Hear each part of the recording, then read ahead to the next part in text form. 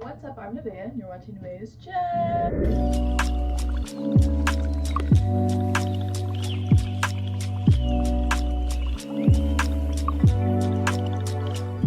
Hello. And on today's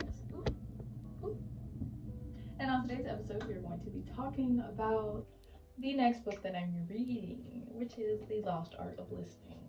Now, I know some people are probably like, why do you keep telling us about books? And it's a good concern, I guess, because the more I learn what books and what videos or what things help me learn my self-love to then teach the self-love that I am not learning but have taken in. So I hope that helped. But yeah, I actually don't like the term teacher, but it's better than influencer, so yeah. Anyways, we are going to be talking about The Lost Art of Listening. I just finished chapter 2. Let me tell you, I like to read books that trigger me, which means I will take forever to read a book because triggers are intense and they leave you, if you're purposely triggering yourself, they leave you with more to think about than they would if it was just a regular book.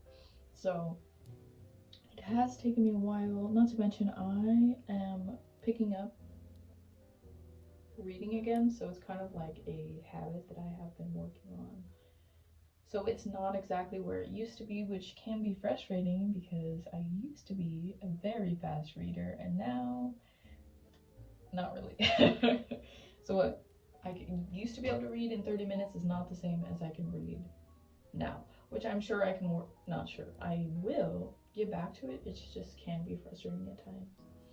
All that being said, let's talk about the chapters. I hope that the book recommendations at least give 1 to 2 people a reason to read these books, because The Lost Art of Listening has been very helpful, not only so for the books that I've been reading, I've been expecting them to only talk about the topic at hand, which most books do, but because they are psychology based, they do go into the human experience, both of them. So I'm happy about that, because if you don't know, I love psychology and learning about it. Yeah. Relationships and psychology. So it goes into the effects of learning the effects of listening as a child and the way it affects you as a baby and so on, and it goes up, which I was not expecting. I was expecting just an overview, but it goes really into detail, and I'm super happy about that. So let's talk about it. What was the last thing I wanted to talk about? There was a specific thing.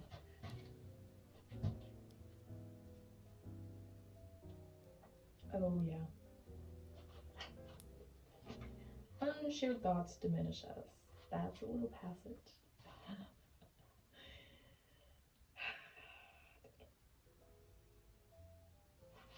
So in that little section, which, because it's only a paragraph, but that paragraph hit home with the way that I wanted to talk about it, because sometimes we don't realize how things affect us. So the unshared thoughts diminish us is basically saying that we are taught through the world, which I talk about this all the time, but maybe you're new. Maybe you need a refresher. When we don't get received well at certain points about certain parts of ourselves, we start to hide them from the world. And that's the passage that kind of talks about that. And I honestly love reading books that are on my same understanding of things, because I forget, but not everyone takes this whole interest in psychology from a young age. So when I'm communicating about these things, people are like, what are you talking about? Because they haven't made the connections themselves.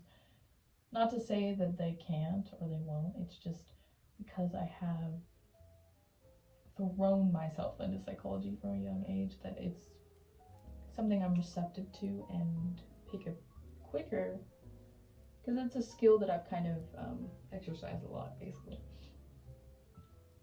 But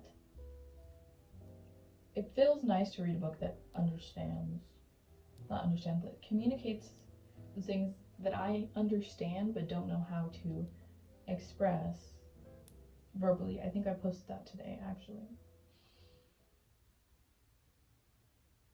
But again, I digress.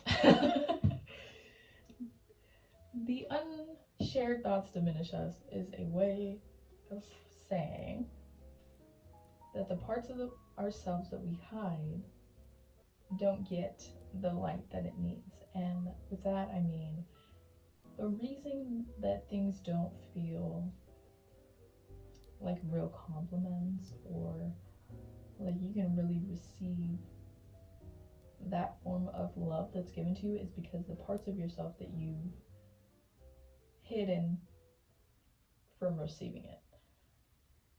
So saying like, oh well, they feel that way, but they're not talking about this part of myself, or oh, they feel that way, but they don't know about this version of me, or this hidden thing, or and there was a sentence actually that I was like, oh no, because it was such a perfect sentence. Let me find it.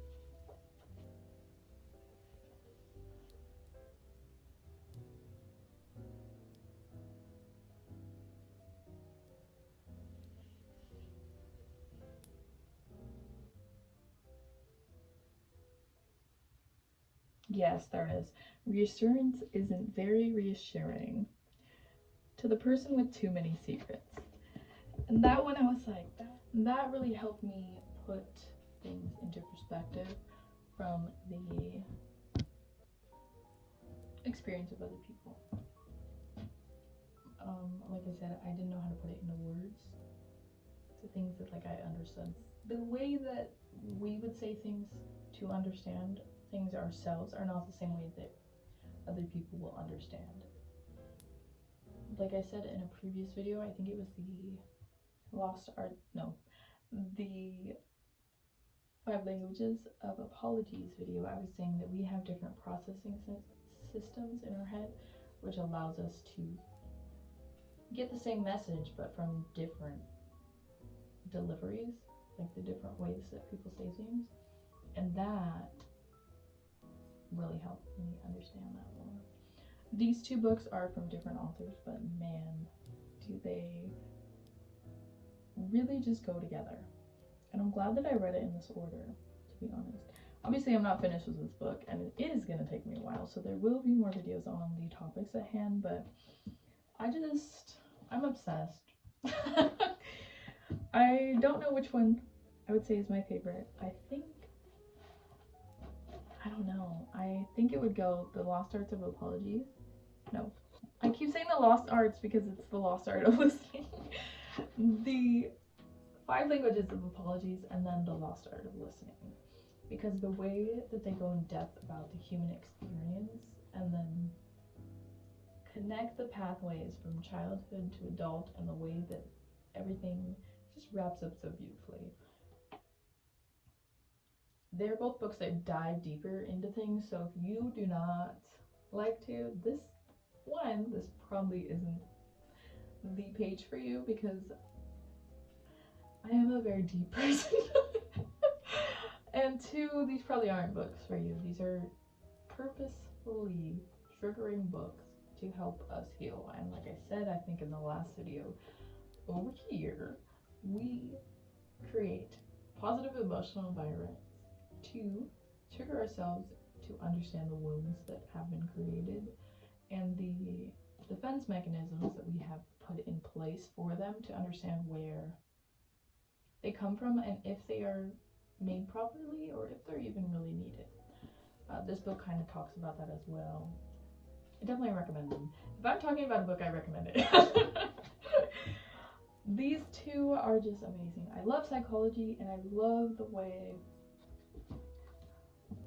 I'm sorry if the camera keeps changing positions. It's because I keep having to restart recording, but I love the way that it helps you understand yourself more, and the more you understand yourself, you can understand others within, which is the whole self-development, self-love journey with everything. And I think that's where I'm gonna leave this video off. My phone keeps cutting off right at the parts that I'm speaking.